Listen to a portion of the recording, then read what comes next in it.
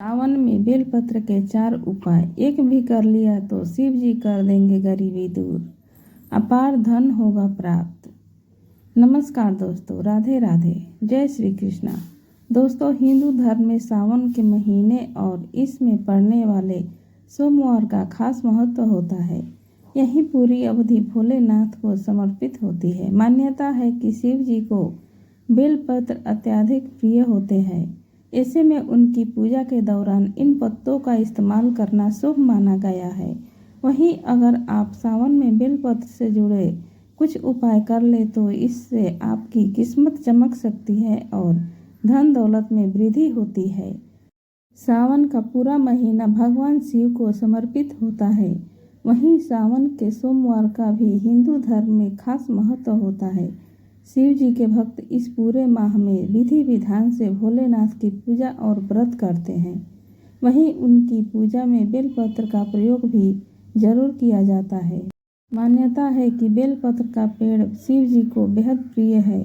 ऐसे में अगर कोई व्यक्ति सावन के दौरान शास्त्रों में बताए गए बेलपत्र से जुड़े कुछ खास उपाय कर ले तो उसके जीवन से गरीबी दूर हो सकती है। साथ ही भोले बाबा की विशेष कृपा से धन दौलत की भी कभी कमी नहीं होती। ऐसे में आइए विस्तार से जानते हैं सावन के महीने में बेलपत्र के चमत्कारी उपाय। जीवन में अपार धन प्राप्त करने का उपाय। अगर आप पैसों की तंगी का सामना कर रहे हैं या घर की कमजोर आर्थिक स्थिति से परेशान है तो सावन सोमवार के दिन एक अचूक उपाय कर सकते हैं। इसके लिए सोमवार का व्रत रखना सबसे उत्तम माना गया है। अगर आप किसी कारणवश ऐसा नहीं कर पा रहे हैं तो सोमवार के दिन किसी ब्राह्मण या जरूरतमंद व्यक्ति को बेलपत्र के पेड़ के नीचे खीर जरूर खिलाएं। इस उपाय का वर्णन शिव पुराण में देखने को मिलता है। सावन सोमवार के दिन यह उपाय करने से जातक को अपार धन प्राप्त हो सकता है और गरीबी से मुक्ति मिल सकती है। यह उपाय करने से जीवन में सुख समृद्धि आती है और कभी भी पैसों की कमी नहीं होती है। मोक्ष की प्राप्ति के लिए इस उपाय को करने से मोक्ष की प्राप्ति होती है। माना जाता है कि सावन के महीने में नियमित रूप से बेलपत्र के पेड़ के नीचे स्नान करना अत्यंत फलदायी होता है। अगर ऐसा करना संभव न हो तो आप सावन के प्रत्येक सोमवार को यह उपाय कर सकते हैं। सावन के महीने में पड़ने वाले सोमवार बेहद खास होते हैं क्योंकि सप्ताह का यह दिन विशेष रूप से भोलेनाथ को समर्पित माना गया है। ऐसे में इस दिन बेलपत्र के नीचे स्नान करने से जातक को मोक्ष प्राप्ति हो सकती है और हर प्रकार के पापों का भी नाश हो सकता है। जीवन में लाभ पाने के लिए इस उपाय को करें। इस उपाय से जीवन भर लाभ पाएंगे। सावन के महीने में शिव जी की पूजा के दौरान बेलपत्र का प्रयोग करना बेहद फलदायी माना गया है। ऐसे में आप सावन में 1008 बेलपत्र पर ओम नमः शिवाय मंत्र लिख सकते हैं। इसके बाद इतनी ही बार इस मंत्र का जाप करते हुए इन्हें शिवलिंग पर अर्पित करें। अगर ऐसा एक बार में संभव न हो तो सावन के प्रत्येक सोमवार को ऐसा करके अंत तक इसे पूर्ण कर सकते हैं। लेकिन इस उपाय को करने से पहले संकल्प लेना बहुत जरूरी होता है। इस बात का संकल्प ले कि आप 1008 बेलपत्र ओम नमः शिवाय मंत्र लिखकर और इसका उच्चारण करते हुए पत्तों को शिवलिंग पर चढ़ाएंगे। ऐसा करने से भगवान शिव की महाकृपा प्राप्त होती है और पापों से मुक्ति मिल सकती है। माना जाता है कि यह उपाय करने से जातक को जीवन भर सुख प्राप्त होता है और परलोक में भी उत्तम स्थान पा लेते हैं। जीवन में दुखों से मुक्ति पाने के लिए करें यह उपाय। सावन के अंतिम सोमवार के दिन एक उपाय कर लेने से आपका जीवन के दुखों से निजात मिल सकती है और भगवान शिव की विशेष कृपा प्राप्त हो सकती है। माना जाता है कि सावन के आखिरी सोमवार पर भगवान शिव के नाम का हवन करना चाहिए और हवन की सामग्री में बेल के पत्तों को जरूर शामिल करें। इस हवन में ओम नमः शिवाय का मंत्र संख्या 10,000 बार होना बेहद उत्तम माना गया है।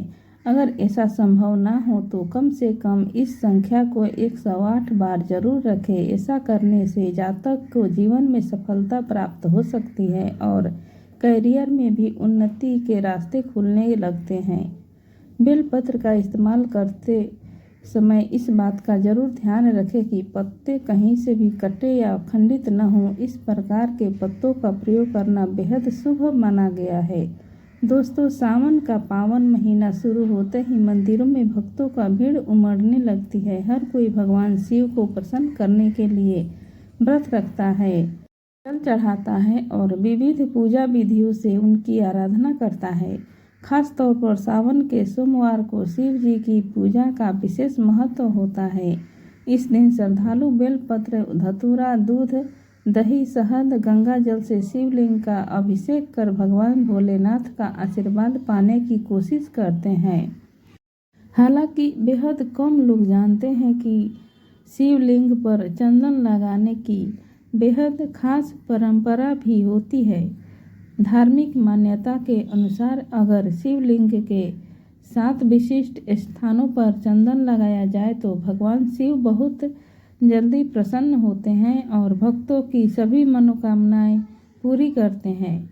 माना जाता है कि ये 7 स्थान न सिर्फ आध्यात्मिक दृष्टि से महत्वपूर्ण हैं बल्कि इनसे महत्वपूर्ण पूजा का प्रभाव कई गुना बढ़ जाता है।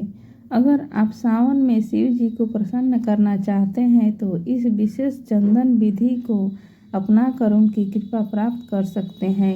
शिवलिंग की ऊपरी भाग, शिवलिंग का गोलाकार शीर्ष भाग भगवान शिव का प्रमुख स्वरूप माना जाता है। यहाँ चंदन लगाने से मन शांत रहता है और मनोकामनाओं की पूर्ति का मार्ग प्रशस्त होता है। जल बहने का स्थान, जलाधारी। यह वह स्थान है जहाँ से जल शिवलिंग से होकर बाहर निकलता है। इसे देवी पार्वती का प्रतीक माना जाता है। इस पर चंदन लगाने से वैवाहिक जीवन में मधुरता और घर में सुख शांति आती है। दाहिने ओर गणेश जी का स्थान, जलाधारी के दाहिने ऊपरी हिस्से को गणेश जी का स्थान माना गया है। यहाँ चंदन लगाने से जीवन की बाधाएं दूर होती है और कार्यों में सफलता मिलती है। बाईं ओर कार्तिकेय जी का स्थान, बाईं ओर का हिस्सा कार्तिकेय जी का माना जाता है, जो वीरता और आत्मबल के देवता हैं। इस स्थान पर चंदन लगाने से आत्मविश्वास और साहस में वृद्धि होती है। जल की धार का मार्ग, अशोक सुंदरी का स्थान, शिव पार्वती की पुत्री अशोक सुंदरी के लिए यह भाग समर्पित है। इस स्थान पर चंदन लगाने से परिवार में समृद्धि और सुख शांति बनी रहती है। नंदी के दोनों सींग, नंदी भगवान शिव के वाहन हैं और शिवलिंग के सामने विराजमान रहते हैं। उनके सींगों पर चंदन लगाने से प्रार्थनाएं शीघ्र भगवान तक पहुंचती हैं और भगवान का भाव प्रबल होता है।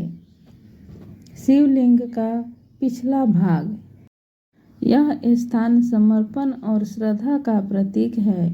यहाँ चंदन अर्पण करने से शिव जी के साथ साथ उनका पूरा परिवार प्रसन्न होता है और भक्त को संपूर्ण रूप से उनका आशीर्वाद प्राप्त होता है। क्यों होती है यह पूजा इतनी विशेष? श्रावण मास में शिवलिंग पर चंदन अर्पण करना सिर्फ एक धार्मिक परंपरा नहीं बल्कि एक भावपूर्ण साधना है।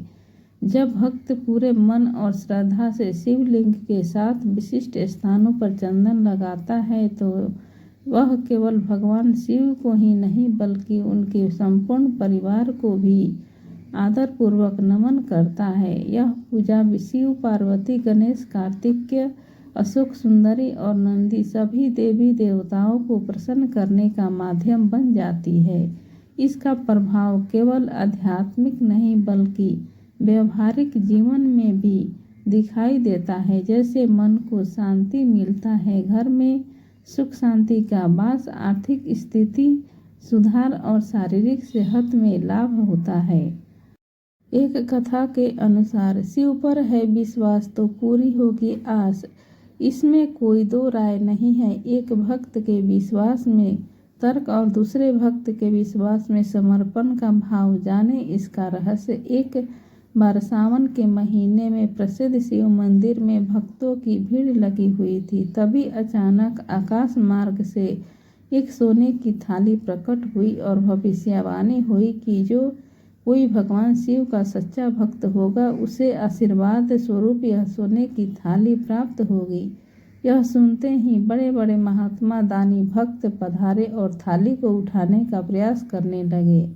सर्वप्रथम मंदिर के प्रधान पुजारी आगे आए और बोले कि मैं प्रतिदिन महादेव का अभिषेक करता हूँ, अतः मैं भोलेनाथ का सबसे निकटवर्ती भक्त हूँ, इसीलिए सोने की थाली मुझे ही मिलनी चाहिए। जैसे ही पंडित जी ने थाली उठाई, थाली पीतल की हो गई। इस प्रकार वह उपस्थित सभी लोगों ने खुद को आजमाया, लेकिन उनमें से कोई भी सच्चे भक्त मानक में खरा नहीं उतरा। जिस व्यक्ति ने बहुत बड़ी बड़ी रकम दान दक्षिणा के रूप में देकर मंदिर बनवाया था, उसने भी प्रयास किया, लेकिन वह भी सोने की थाली रूपी आशीर्वाद प्राप्त न कर सका। उसी समय मंदिर में एक साधारण व्यक्ति ने प्रवेश किया। उसने भी भविष्यवाणी के बारे में सुना था कि वह शिव जी के दर्शन में इतना मगन था कि उसने सोने की थाली की परवाह नहीं की। जब वह मंदिर में से पूजा करके जा रहा था तो किसी ने कहा कि मंदिर में आए सभी लोगों ने प्रयास किया, तो तुम भी प्रयास करके देख लो, कहीं सच्चे भक्त तुम तो नहीं। जैसे ही उस व्यक्ति ने थाली उठाई, थाली उसके हाथ में चमकने लगी, जिसे देखकर सभी लोग जयकारा लगाने लगे और एक सच्चे शिव भक्त की पहचान हुई। कुछ लोगों ने सच्चे भक्त से पूछा कि वह कैसे भक्ति करता है जिससे महादेव उससे इतने प्रसन्न है। तब वह व्यक्ति बोला, ईश्वर की भक्ति के साथ मैं अपना कार्य पूरे मनोयोग से करता हूँ तथा नित्य थोड़ा समय निकालकर जरूरतमंदों की मदद करता हूँ, क्योंकि उसने सुना है कि दूसरों की निस्वार्थ से मदद करने वालों की मदद स्वयं भगवान करते हैं। रामचरितमानस में तुलसीदास जी ने लिखा है कि शिव स्वरूप परमात्मा सभी प्राणियों के हृदय में ही स्थित है। काम क्रोध लोभ मद मोह का आचरण हटने पर शिव कृपा का प्रत्यक्ष अनुभव किया जा सकता है।